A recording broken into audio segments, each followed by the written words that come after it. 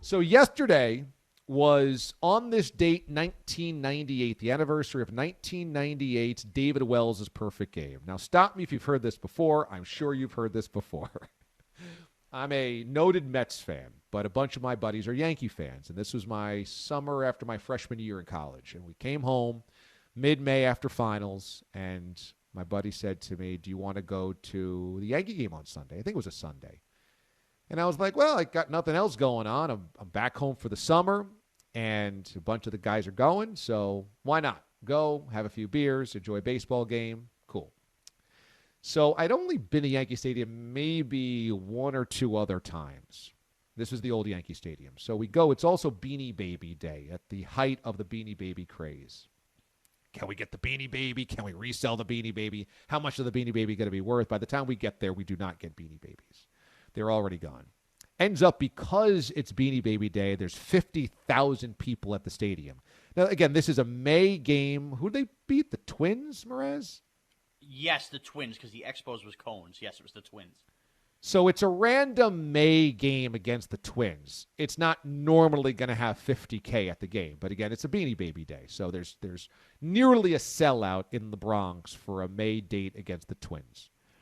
David Wells is on the mound, famously now hungover from the night before. And we sit in the right field bleachers. And this is the home, this is the terrain of the bleacher creatures, the infamous rowdy, loud Yankee fans that do roll call for all the players beforehand at the old Yankee Stadium. So it's a hoot. I mean, look, I don't hate the Yankees like other Mets fans do, but I thought that this was really fun and cool. And, you know, it's a day out at the ballpark. Why not? So Wells is perfect through like 4 innings. And some people notice it, not much. It's like, okay, it's only through 4. Then through 5, it starts being like, okay, this is something going on here. And then once he gets through 6, the top half of the 6th inning, it's like perfect through 6. Now everybody is anticipating every out and every swing. And in the bottom of the 6th inning, one of the seagulls that fly over the Bronx and fly over Yankee Stadium takes a dump right on my forehand, right on my forearm.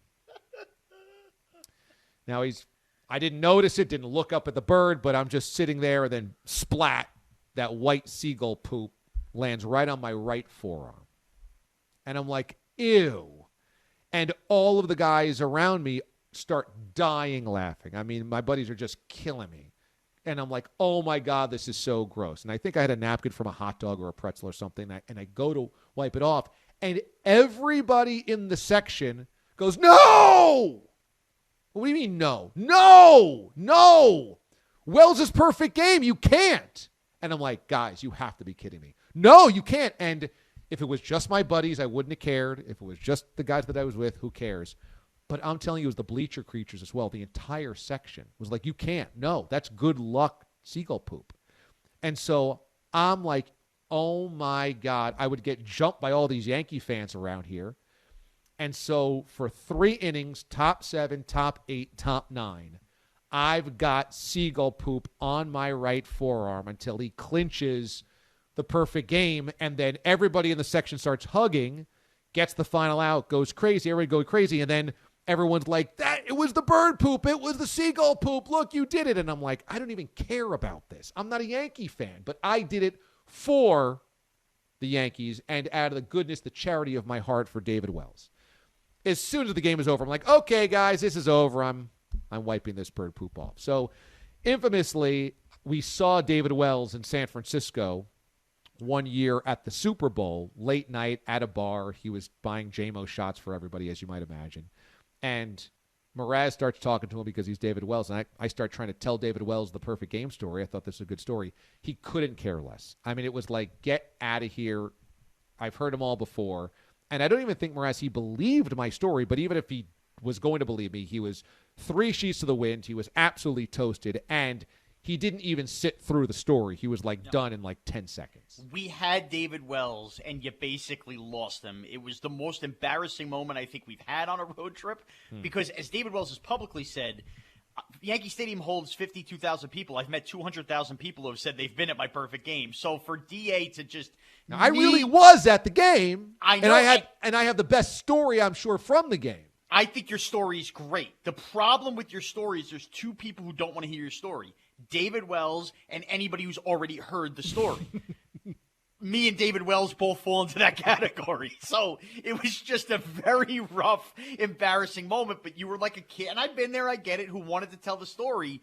But now, because of David Wells' reaction, I feel like the story is tarnished a little bit. And every time you mention it, or frankly, anytime the anniversary of the perfect game comes up, a little part of me dies inside because I go back to that bar and going, oh, we lost Boomer that night. Yeah, that story loses the magic because the guy that threw the perfect game doesn't care about it.